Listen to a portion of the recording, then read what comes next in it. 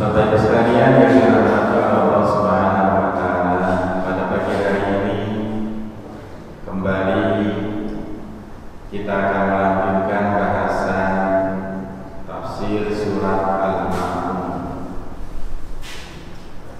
Pada pertemuan yang lalu kita sudah menyelesaikan beberapa ayat. Di antaranya adalah ara'aital ladzi yukadzibu bid-din wa dzalika alladzi yad'ul yatim wa la yahuddu 'ala ta'amil miskin.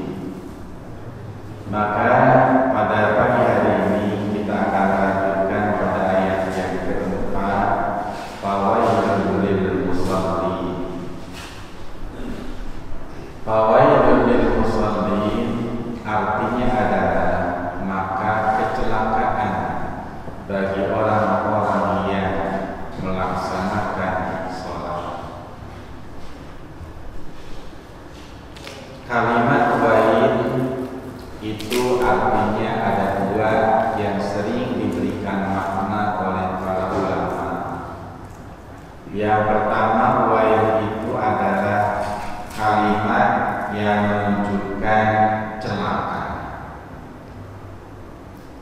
rugi, maka wail disebut. Ada lagi kalimat wail itu bermakna wadin fi jahannam, yaitu sebuah lembah atau jurang yang ada di neraka. Maka dua makna itu pantas dan tidak bertolak belakang, karena bagi orang-orang yang celaka nanti di akhirat pasti akan menempati lembah-lembah, jurang-jurang yang ada di neraka. Karena neraka selalu digambarkan dengan tempat yang dalam. Bahkan neraka jahanam itu digambarkan oleh ulama berdasarkan hadis Nabi, dalamnya saja kalau kita menjatuhkan sebuah benda dari atasnya nyampe ke dasarnya membutuhkan waktu 500 tahun. Maka wail disebutnya. Lalu lil musallin, bagi orang-orang yang sholat.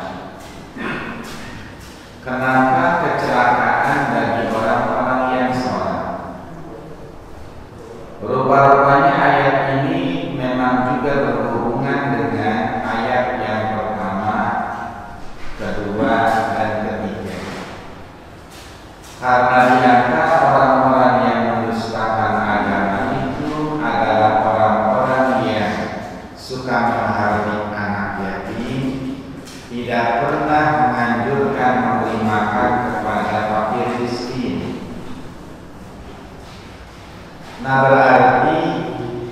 ulama, orang-orang sholat yang dianggap celaka, dia sholat tapi celaka, adalah orang-orang yang sholat itu hanya sekedar ritual menggugurkan kewajiban.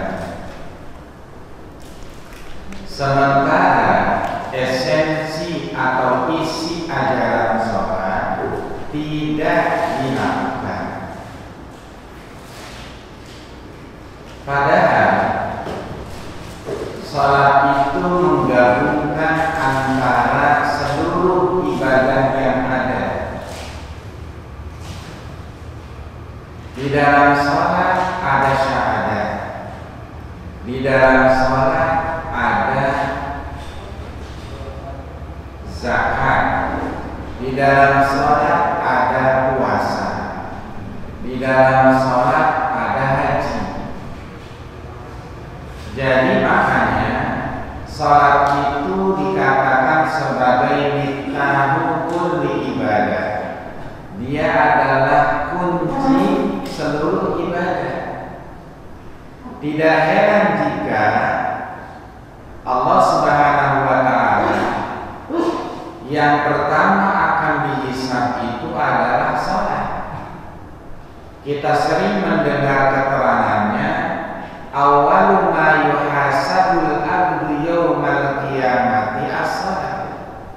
Fa in wujidat tamatan kubilat wasairu a'malihi wa in wujidat naqisatan ruddat wasairu a'malihi.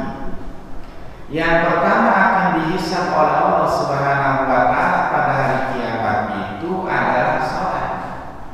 Jika ditemukan sholat itu sempurna, sholat diterima dan diterimalah seluruh amal yang lain. Tapi jika sholat tidak diterima, kurang, maka tidak diterima seluruh amal yang lain. Ibaratnya, ibadah itu sebuah lokomotif kereta. Maka paling depannya adalah lokomotifnya sholat. Gerbong-gerbongnya sedekah, zakat, puasa, haji, dan lain-lain. Maka apabila lokomotif itu jalan, maka jalanlah gerbong yang belakang. Tapi apabila lokomotifnya diam, maka tentu diam gerbong yang lain. Artinya Allah tidak akan menerima dulu amal-amal lain selain sholat sebelum sholat itu diperiksa oleh Allah. Karena itulah maka kalau orang melaksanakan sholatnya dengan betul, benar, sesuai dengan ajarannya, maka ibadah yang lain tinggal jalan. Oleh sebab itulah maka apabila orang melaksanakan sedekah, mengeluarkan sedekah, dia berzakat, dia bersilaturahmi, dia berbuat baik kepada sesama, tapi sholat dia tidak lakukan, maka amal-amal yang lain itu tidak diangkat dulu ke langit oleh Allah sampai menunggu ibadah sholatnya naik. Jika selamanya dia merupakan orang yang tarikus sholat, orang yang meninggalkan sholat, maka selamanya amal itu terus menggantung. Bahkan bukan hanya amalnya yang menggantung, tapi ruhnya pun akan menggantung nanti pada saat dicabut oleh malaikat. Ketika ruh orang beriman dinaikkan oleh Allah ke langit, tapi ruh orang yang tidak salat itu mujajjabun bainas samai wal ard, bergantung antara langit dan bumi. Nah, itulah makanya pentingnya salat itu kunci seluruh ibadah. Dia ada syahadat, puasa ada di dalam salat. Mana puasa? Kita tidak boleh makan, tidak boleh minum, tidak boleh berkata-kata yang dapat Di dalam sholat ada zakat. Zakat itu artinya pembersihan badan kita dan sedekah. Di mana ketika kita mendoakan orang lain, assalamu alaina wa ala ibadillahis sholihin. Itu berarti kita sedekah, doa kepada orang lain. Lah di dalam sholat itu ada haji. Kenapa haji? Karena kita berhaji menuju Baitullah. Sementara kata Nabi, qalbul mukmin Baitullah. Hati orang mukmin itu rumah Allah. Jadi ketika kita sholat, kita mainkan antara hati dengan pikiran, ucapan dengan perasaan menyatu, berarti inti ibadah haji sudah kita dapat. Maka itulah kenapa sholat itu menggabungkan seluruh ibadah yang ada. Ketika kita sebelum sholat, kita masih hablum minan nas.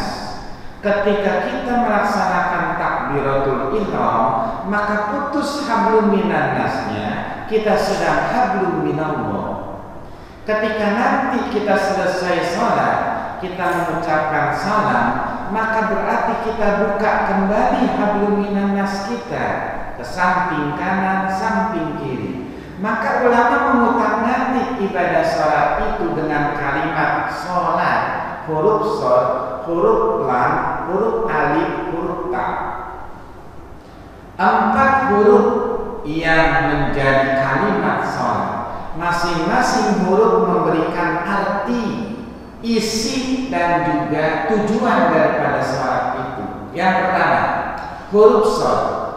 Huruf shod itu adalah shodiqun fi kulli hal, jujur dalam setiap tingkah laku. Maka sholat mengajarkan kita untuk jujur dalam setiap tingkah laku. Dalam sholat kita tidak boleh korting sholat kecuali pada waktu yang ditentukan. Di dalam sholat kita tidak boleh mengurangi gerakan-gerakan yang harusnya kita lakukan. Dalam sholat kita dididik untuk jujur, sehingga nanti setelah kita keluar dari sholat, maka sifat jujur itu terus kita bawa. Oleh sebab itulah maka sebenarnya kalau kita merujuk dan bisa memakai ajaran sholat dalam kehidupan sehari-hari, ya setiap hari, setiap waktu kita sholat. Kita lagi jalan, nilai sholat ada. Kita lagi kerja, nilai sholat ada. Kita lagi makan, nilai sholat ada. Kita sedang ngobrol, nilai sholat ada. Makanya sholat itu asalnya kan 50 waktu, lalu dikurang sampai hanya sisa 5 waktu. Tapi Allah mengatakan yang 1 waktu punya nilai 10 waktu. Jadi kalau kita melaksanakan sholat subuh 1 waktu, maka berarti sama dengan kita melaksanakan sholat 10 waktu. Jadi nilai 50 waktunya tetap ada, walaupun jumlah perbuatan yang harus dilakukannya hanya 5. Itu berarti kalau kita sholatnya betul, ajaran sholat kita kerjain dengan baik, berarti lagi jalan nilai sholat ada. Kita tetap jujur di dalam sholat atau di luar sholat. Kita tetap jujur lagi ngantor dan lagi di masjid. Kita tetap jujur lagi sedang bersama orang atau hanya kita sendiri. Maka berarti nilai sholat itu sudah ada dalam diri kita. Tinggal kita mengistiqomahkan nilai itu dalam hidup kita. Sehingga kata Nabi, alaikum bisidqi fa inna sidqa yahdi ilal birri wa innal birra yahdi ilal jannah. Hendaklah kamu jujur, karena kejujuran selalu mengantarkan kepada kebaikan, dan kebaikan mengantarkan kita kepada surga, tapi awalnya jujur. Maka sholat ngajarin kita untuk selalu hidup jujur. Karena itulah maka sifat dominan dari Rasul dan setiap Nabi, dari 4 sifat wajib yang dia punya adalah asidku atau sidik, artinya jujur. Tidak ada yang disembunyikan, tidak ada yang dihilangkan dari ajaran, disampaikan semuanya. Sehingga kemudian orang-orang yang melaksanakan ibadah sholat diharapkan dalam hidupnya tercermin sifat-sifat jujur. Sehingga kalau dia punya kelebihan rezeki, dia kasih makan kepada fakir miskin, dia memberi kepada anak-anak yatim, dia bisa berbuat baik kepada mereka. Maka ayat yang pertama dengan yang keempat nyambung akhirnya. Yang kedua, huruf lam. Huruf lam itu memberikan arti layyinul qalbi, lembut hati. Orang yang ibadah kepada Allah dan dia mengikut sertakan hatinya selaku beribadah, maka dengan sendirinya hatinya akan menjadi lembut. Dari mana kelembutan itu dia dapat? Dari bacaan-bacaan yang dia baca, ayat Quran, bacaan zikir, bacaan tasbih, tasyahud, doa, itu dia baca. Maka doa-doa dan zikir itu berfungsi untuk melembutkan hati. Ketika Nabi bersabda di dalam hadisnya, innal quluba tasda'u kama yasda'ul hadid, sesungguhnya hati itu kadang berkarat seperti karatnya besi. Sahabat nanya, wa majilahu ya Rasulullah, apa yang bisa menjernihkan kembali hati dari karat itu? Kata Nabi 2. 1, qiraatul Quran, membaca Quran. Yang kedua, zikrul maut, mengingat kematian. 2 hal itu yang bisa melembutkan hati. Pada saat kita sholat, kita baca ayat Quran, kita baca zikir, kita baca tasbih, maka dia berfungsi untuk melembutkan hati. Diharapkan setelah kita sholat, hati kita makin lembut. Mana tandanya? Tanda orang yang lembut hatinya adalah tibul kalam, bahasanya bagus, kemudian as-sahawat, dermawan, dia senang berbagi, karena dia tidak pernah bisa hidup dengan tenang kalau dia merasa ada orang yang susah di sekitarnya. Ketika dia punya kelebihan rezeki, dia ingin berbagi. Karena apa? Karena dia tidak tega melihat orang yang susah di sekelilingnya. Berarti nilai sholat masuk dalam dirinya. Oleh karena itulah kemudian dalam fikih ulama bertanya, apakah berdiri lama dalam sholat lebih utama daripada sujud yang lama? Maksudnya adalah lebih afdol sujud lama atau berdiri lama? Maka pendapat ulama beragam. Tentu 2 pendapat ulama. Yang pertama, mereka mengatakan berdiri lebih utama. Kenapa? Karena pada saat berdiri yang kita baca adalah ayat Al-Quran, sementara di dalam sujud yang kita baca adalah bacaan tasbih. Mana yang lebih afdal, Quran atau tasbih? Pendapat pertama. Pendapat kedua, mereka mengatakan yang paling utama adalah melamakan sujud daripada berdiri. Kenapa? Karena hadis mengatakan aqrabu ma yakunul abdu bainahu wa baina rabbi wa huwa sajidun. Waktu yang paling dekat antara kita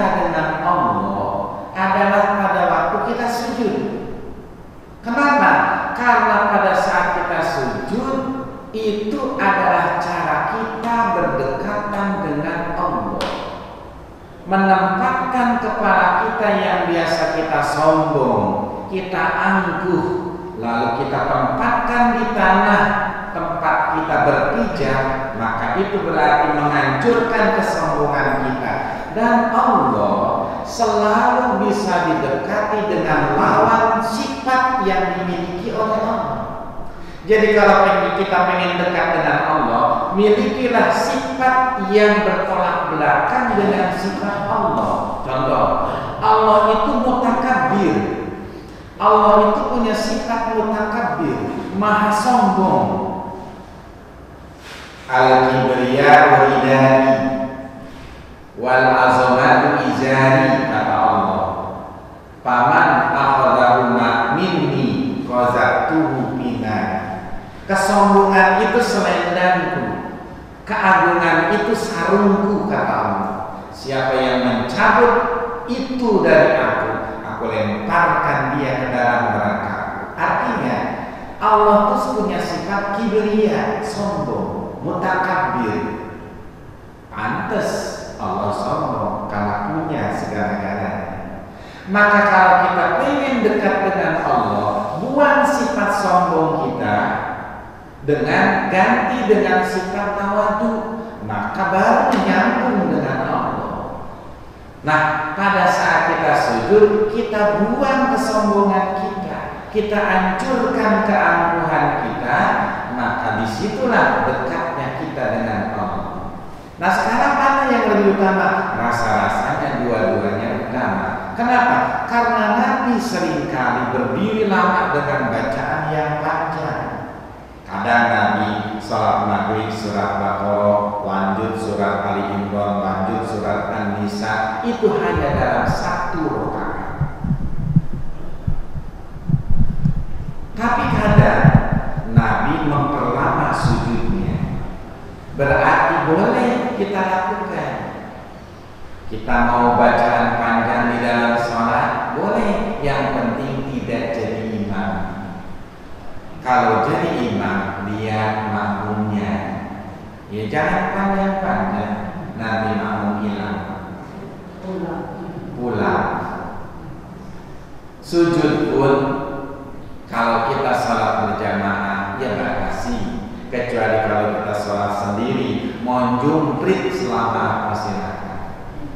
Nah, oleh sebab itulah maka orang yang sholat huruf lam itu layyinul qalbi, lembut hati, sehingga kata-katanya baik, ucapannya baik, tidak mencaci maki kepada orang lain, tidak menghujat orang lain. Berarti dia memahami arti daripada sholat yang dia lakukan. Ketiga, huruf alif. Huruf alif itu memberikan arti ulfah. Apa ulfah? Rukun.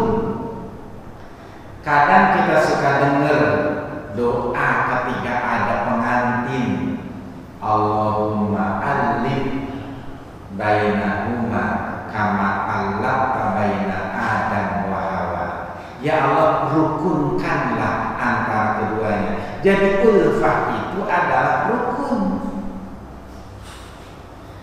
Dalam sholat, ketika kita sholat, mari rapihkan barisan. Begitu kemudian kita selesai sholat, kita salam ke sebelah kanan, ke tetangga yang kanan. Lalu kita salam ke tetangga yang kiri. Kan salam itu tidak boleh dijawab. Enggak perlu ketika ada ibu temannya, assalamualaikum, ibu dengan santai mengatakan waalaikumsalam. Iya, enggak perlu. Itu hanya simbol bahwa salam itu artinya damai. Jadi kalau kita pengen hidup rukun, damai dengan tetangga kanan, damai dengan tetangga kiri. Bahkan seringkali habis sholat ada orang yang langsung bersalaman. Karena kedamaian dan kerukunan itu dia aplikasikan dalam gerakan dengan musofahah. Artinya musofahah itu artinya saling meluaskan hati. Makanya kenapa salaman itu dalam bahasa Arab disebut musofahah.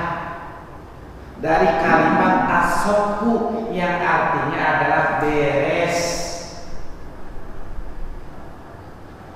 Sehingga begitu kita salaman, diharapkan hati kita nggak ada yang runsek, hati kita tidak ada yang saling mengikat, tapi terurai dengan baik.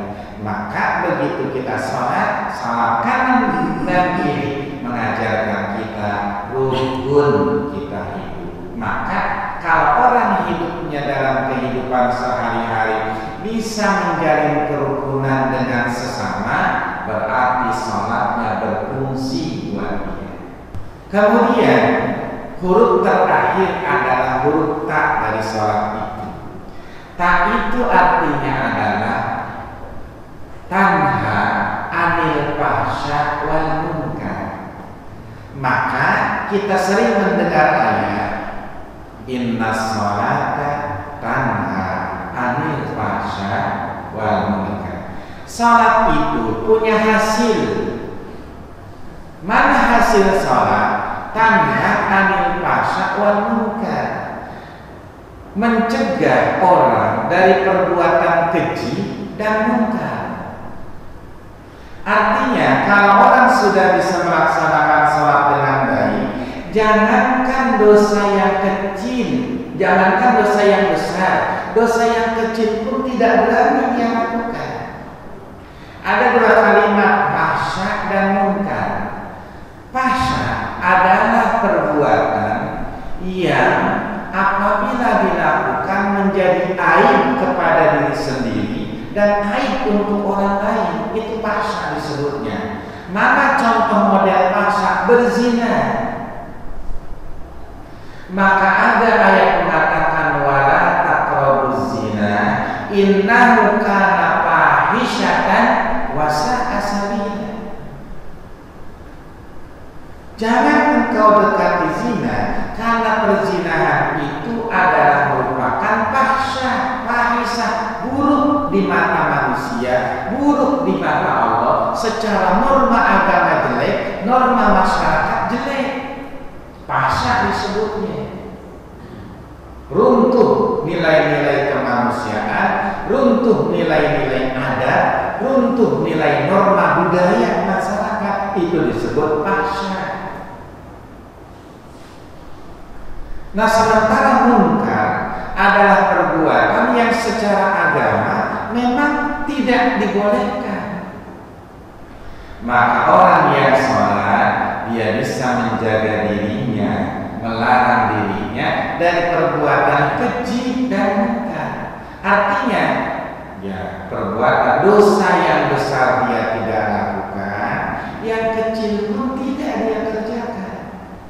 Maka itulah orang yang benar-benar sholat. Maka sekarang fawailul lil musallin apa maksudnya? Celaka bagi orang-orang yang sholat. Nah, ternyata diurai oleh ayat berikutnya. Alladzina an sholatihim sahun. Satu, orang celaka apabila dia sholat adalah orang-orang yang lalai di dalam sholatnya.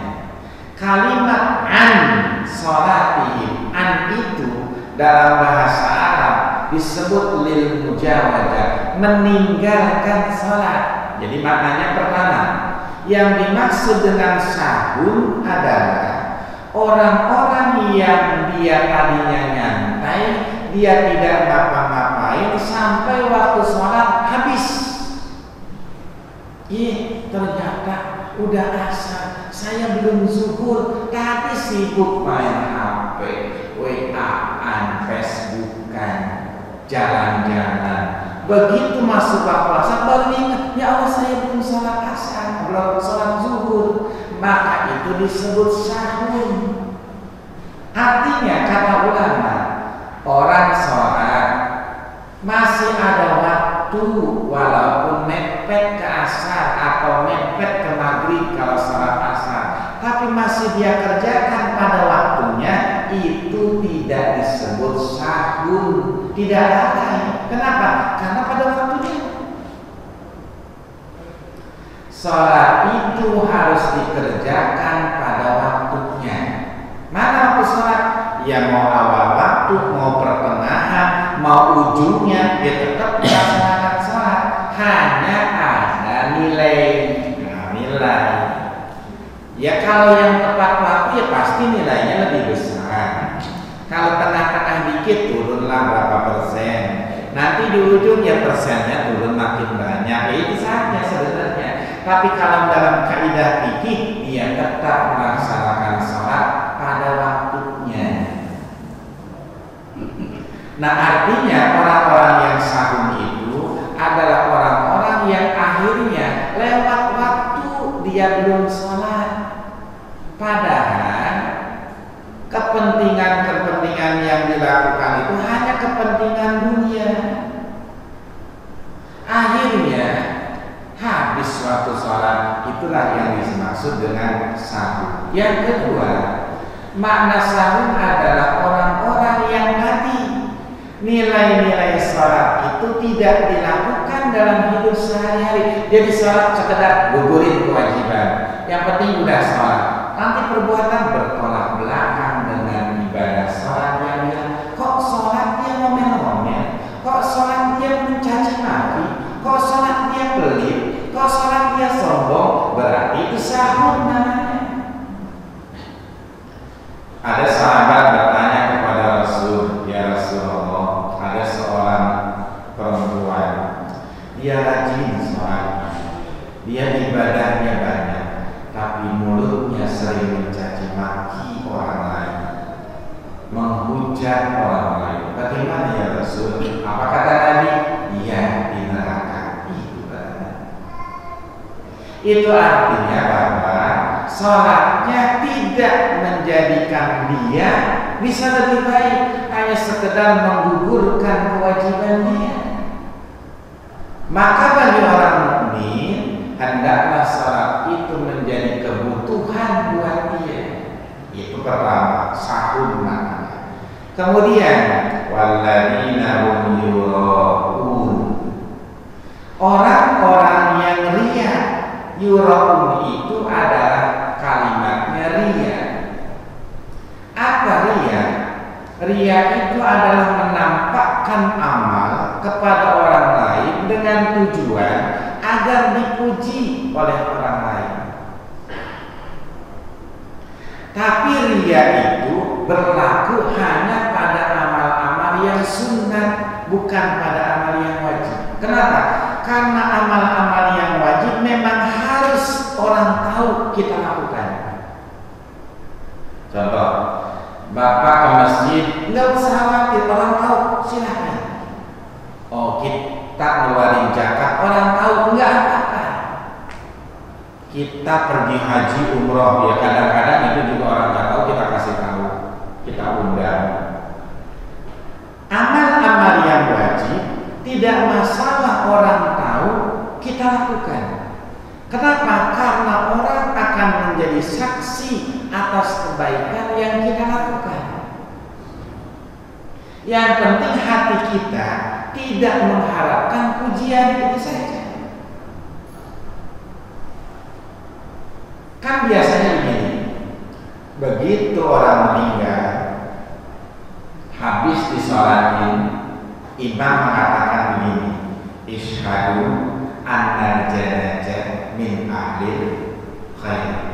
Saksikan jamaah, apakah jenazah ini ahli kebaikan? Apa jawab kita? Khair. Itu jawaban pasti ada dasarnya. Enggak mungkin kalau kita nggak tahu main khair aja. Kita nggak tahu dia ke masjid, kita nggak tahu dia suka zakat, kita nggak tahu dia suka sedekah, kita nggak tahu dia suka puasa, kita nggak tahu dia suka pergi haji atau umroh. Kita nggak tahu, kita nggak boleh bilang khair. Kenapa? Karena kita nggak tahu. Tapi kalau kita sudah mantap bilang khair, kita tahu dia suka ada di masjid, dia suka ada di majelis taklim, dia suka berzakat, dia suka bersedekah, dia suka melakukan kebaikan. Kita tahu, maka saksi kita dicatat oleh Allah sebagai tambahan kebaikan. Sehingga kata Nabi, jika engkau ingin tahu akan baik tidaknya seseorang, tanya orang di sekitarnya. maka ibadah-ibadah yang wajib tidak masalah diketahui oleh orang, karena orang akan bersaksi tentang kebaikan kita. Nah, yang tidak boleh adalah amal sunnah, tahajud, duha, hafalan Quran, tidak perlu diekspos. Kenapa? Itu amal-amal yang bisa menjadikan orang riya. Statusnya alhamdulillah sudah hatam hari ini. Maka dengan begitu riyanya makin mantap jadi. Maka berarti orang-orang yang salat itu yang disebut sahun lalai apabila dalam setiap ibadah yang dia lakukan itu selalu mengharapkan pujian. Kalau ada orang dia mau lakukan, kalau tidak ada orang dia nggak mau kerjain. Itu tandanya orang riya. Sementara orang mukmin harusnya mau ada orang, mau tidak ada orang, tetap kita kerjakan. Berarti lolos dari riya itu. Maka nanti di akhirat bagi orang-orang yang riya, Allah punya sebutan khusus. Ya muroi, hei orang-orang yang riya, itu Allah panggil kelak nanti di hadapan makhluk lainnya di hari kiamat. Ketika orang-orang yang riya itu meminta pahala dari amal yang dia lakukan di dunia, maka kata Allah, minta sama si fulan, minta jangan kepadaku, minta sama si fulan. Bukankah engkau dulu beribadah karena ingin dilihat oleh dia? Bukankah dulu engkau ibadah karena mengharapkan pujian si fulan? Minta sana dengan si fulan, jangan minta kepadaku. Kata Allah begitu. Maka riya itu merupakan penyakit hati yang harus kita hilangkan, sebab merusak amal ibadah kita. Kemudian terakhir, wayamna'unal ma'un, orang yang suka mencegah untuk menolong orang lain dengan barang-barang yang sederhana. Dua pendapat ulama dalam menafsirkan itu. Pertama, orang yang hidupnya sama sekali tidak ingin menolong orang dengan barang-barang yang remeh. Contoh, kalau ibu bertetangga kadang suka ada, ibu punya daun salam enggak? Ibu punya serai enggak? Ibu mau pinjam panci dan panci saya bolong ini, belum sempat ditambal. Ibu punya itu enggak, apa namanya, sapu enggak? Nah, itu hal-hal yang begitu sebenarnya itu ibadah. Yang penting yang minjem tahu diri aja. Atau bapak misalkan, Pak punya cangkul enggak? Pak punya arit enggak? Pinjam dong sebentar, ini rumput di depan rumah saya. Atau Pak boleh pinjam motornya sebentar, saya mau ke depan. Hal-hal yang begitu sebenarnya itu lazim dilakukan karena itu bagian daripada refleksi kita ibadah salat. Itulah yang menjalin kita rukun dengan orang lain. Ya walaupun hari itu jangan menjadi sebuah kebiasaan. Minta ya minta aja melulu ujung-ujungnya, ya kan jadi jelek juga. Nah kalau hari ini minta daun salam, besok minta kunyit, besok minta garam, besok minta apa aja, para modal. Tapi sesekali ya haruslah ada hubungan itu. Kenapa? Karena memang manusia itu ya saling membutuhkan pada hal-hal yang kecil, hal-hal yang kecil. Yang kadang kita tidak punya, tetangga punya. Kadang kita enggak punya, tetangga punya. Dia enggak punya, kita punya. Hal-hal yang begitu sederhana, tapi itu bagian daripada ajaran yang kita dapat di dalam salat. Maka orang yang termasuk wail, celaka, kalau hal-hal yang kecil itu tidak mau saling membantu, hidupnya sudah nafsi-nafsi, sendiri-sendiri, maka itu sudah kacau jadinya hidup. Oleh sebab itulah maka yang kedua, makna ma'un adalah kan artinya pertolongan.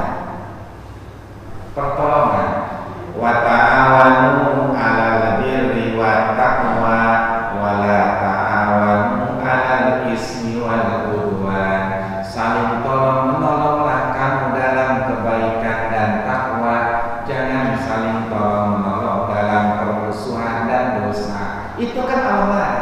Artinya bir itu kebaikan yang biasa dilakukan oleh orang-orang.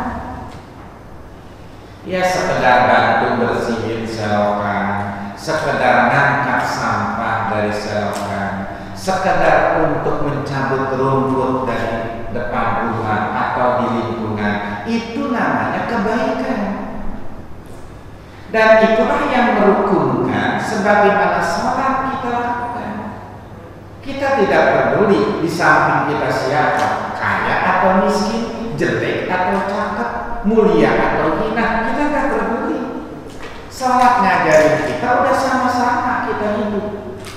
Kenapa? Karena orang kaya sekalipun butuh kepada orang miskin, dan orang miskin pun butuh sama orang kaya. Orang bodoh pinter butuh kepada orang pinter, orang pinter butuh sama orang bodoh. Kenapa? Ya itulah manusia, memang Allah ciptakan untuk saling membutuhkan satu sama lain.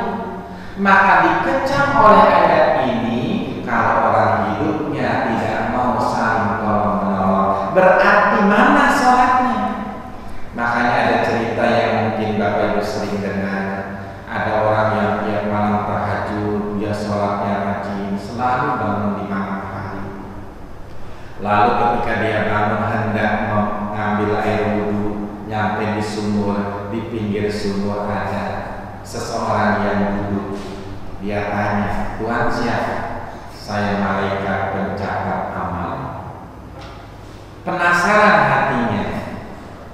Boleh tanya dong Tuhan? Boleh, kata malaikat. Apa yang kau tanya? Adakah nama saya dalam catatan orang-orang yang dicintai amalnya oleh Allah di sisi catatan malaikat? Nah, kalau malaikat mengatakan, tunggu saya cari. Dicari sama malaikat catatan. Kata malaikat, nggak ada orang-orang, nggak ada. Masa si malaikat mungkin salah? Cari lagi. Diulang lagi malaikat, dicari lagi satu-satu dari abjad. Kata malaikat, nggak ada. Masa setiap hari saya ibadah, tiap malam saya sholat tahajud, tidak pernah terlewat? Masa nama saya nggak ada di situ? Cari lagi sampai 3 kali malaikat mengatakan tidak ada. Ya Allah, apa kau lupa atau bagaimana? Kata malaikat, kami tidak lupa wahai manusia, tapi saya dilarang mencatat namamu di dalam catatan orang-orang yang amalnya dicintai oleh Allah ini. Lah apa masalahnya? Kenapa Allah melarang?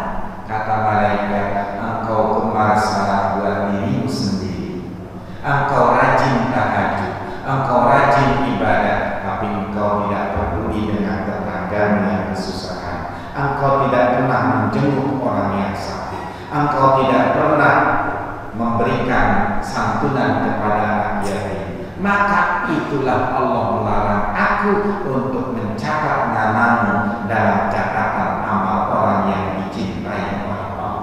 Nah, itu berarti bahwa hablum minallah lebih mudah, tapi yang lebih sulit adalah hablum minannas. Ada keterangan begini, fahuququllah mabniun 'alal musamahah wa huququl ibad mabniun 'alal musahah.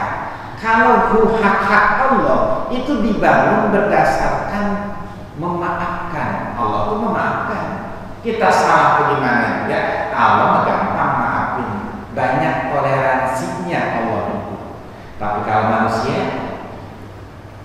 enggak. Kita ibadah, kita minta terus sama Allah. Tapi ibadah enggak, syukur enggak, tetap aja dibagi sama Allah. Tapi kalau manusia kita bagi mulu, terima kasih enggak ada, apa kita bilang? Pasti kita akan mengatakan besok. Ngapain dibagi? terima kasih ada enggak, kan nggak bisa begitu. Sehingga inilah makanya kita hidup ajaran sholat itu kita aplikasikan, buktikan dalam kehidupan kita sehari-hari. Maka mudah-mudahan amal ibadah kita diterima oleh Allah, dan mudah-mudahan kita selalu hidup dalam keadaan tenang dan rukun, sehingga Allah mudahkan segala urusan kita. Demikian Bapak Ibu sekalian, tafsir surah Al-Maun selesai pada